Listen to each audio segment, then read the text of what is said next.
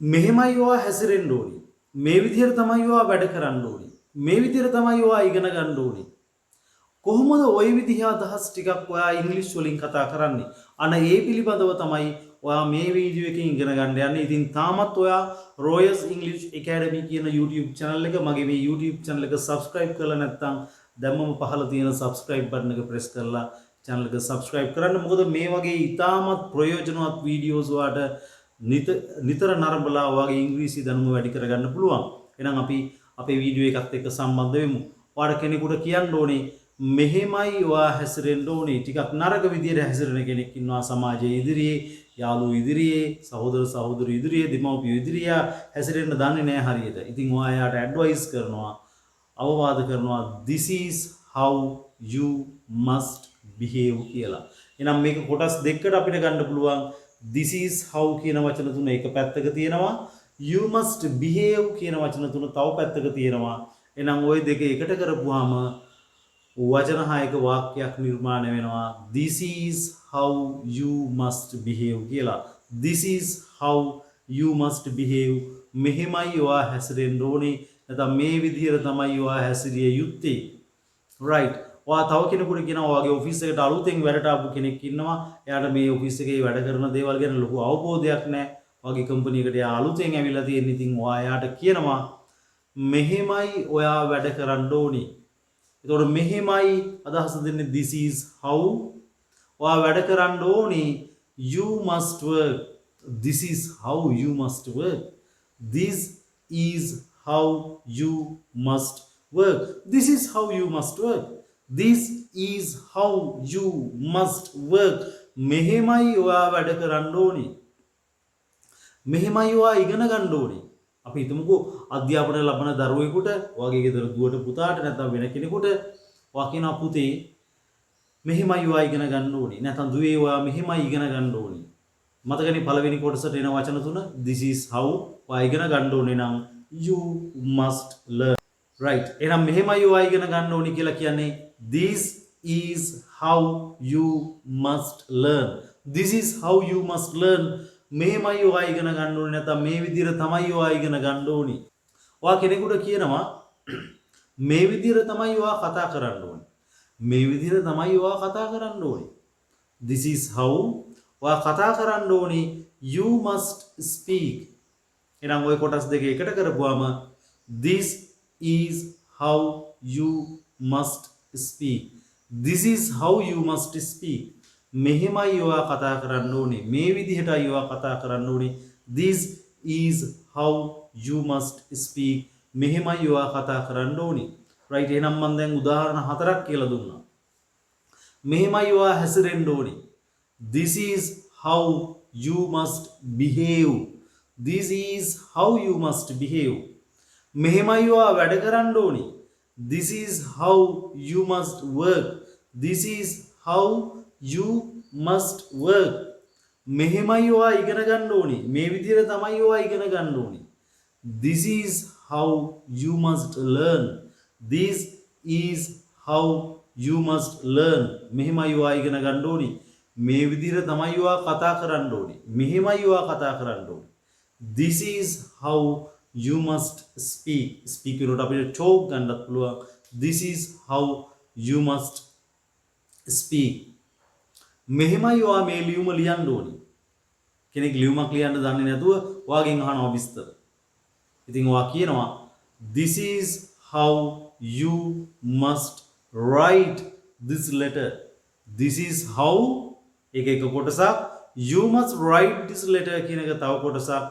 ওই දෙක එකට වෙනවා this is how you must write this letter. this is how you must write this letter. මෙහෙමයි ඔයා මේ ලියුම ලියන්න ඕනේ. නැත්නම් මේ විදිහට තමයි ඔයා මේ ලියුම ලියන්න ඕනේ. this is how you must write this letter.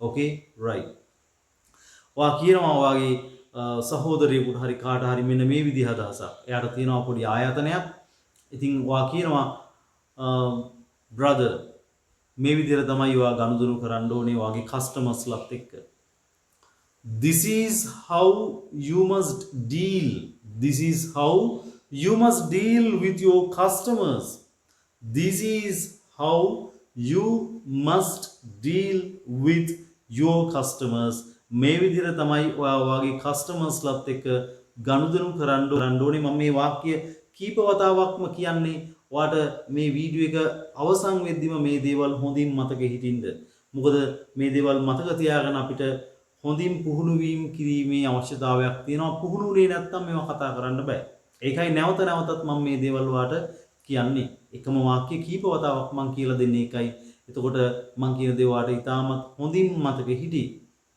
right ඔයාට කියන්න ඕනේ කෙනෙකුට මෙහෙමයි ඔයා මේ නිවස පිරිසුදු කරන්න ඕනේ ඔයාගේ ගෙදර වැඩ කරන කෙනෙකුට ඔයා කියන්න ඕනේ මේ විදිහට තමයි ඔයා මේ නිවස ක්ලීන් කරන්න ඕනේ සමහරට එයා ඔයාගේ ගෙදර වැඩපළ කරන්න අද තමයි ආවේ ඉතින් ඔයාට කියලා දෙනවා වැඩ සිද්ධ වෙන්න ඕන විදිහ this is how you must clean this house this is how you must clean this house මෙහිමයි නැත්නම් මේ විදිහට තමයි ඔයා මේ නිවස පිරිසුදු කරන්න ඕනේ right මේ විදිහට තමයි ඔයා මාළු යන්න ඕනේ ඔයා මාළු යන්න ඕනේ මෙන්න මේ විදිහට right එහෙනම් this is how ඔයා මාළු යන්න ඕනේ you must cook fish this is how you must cook fish මෙහෙමයි ඔයා මාළු යන්න ඕනේ this is how you must cook fish මේ විදිහට තමයි ඔයා මාළු යන්න ඕනේ මේ විදිහට තමයි ඔයා මේ පරිගණකය පාවිච්චි කරන්න ඕනේ